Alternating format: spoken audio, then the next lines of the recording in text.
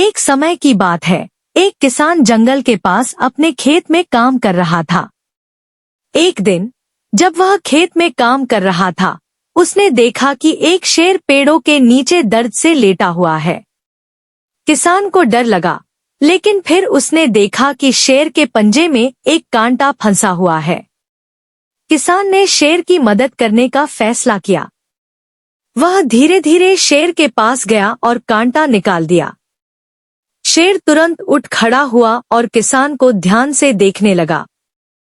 किसान डरते डरते पीछे हटने लगा, लेकिन आश्चर्य की बात यह हुई कि शेर ने किसान को कोई नुकसान नहीं पहुंचाया, बल्कि शेर ने अपनी पूंछ हिलाते हुए किसान के चारों ओर घूमकर आभार जताया। कुछ दिनों बाद राजा के सिपाहियों ने किसान को गिरफ्तार कर लिया, क्योंकि वह राजा को कर नहीं चुका पाया था।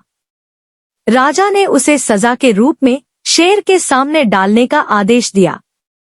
जब किसान को पिंजरे में शेर के सामने लाया गया, तो वही शेर था जिसकी उसने मदद की थी। शेर ने किसान को पहचान लिया और उसे नुकसान पहुंचाने की बजाय उसके पास आकर बैठ गया।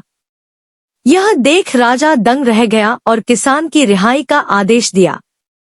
किसान ने शेर की मदद की थी और आज शेर ने उसकी जान बचा ली। इस कहानी से हमें यह सीख मिलती है कि अच्छे काम कभी व्यर्थ नहीं जाते।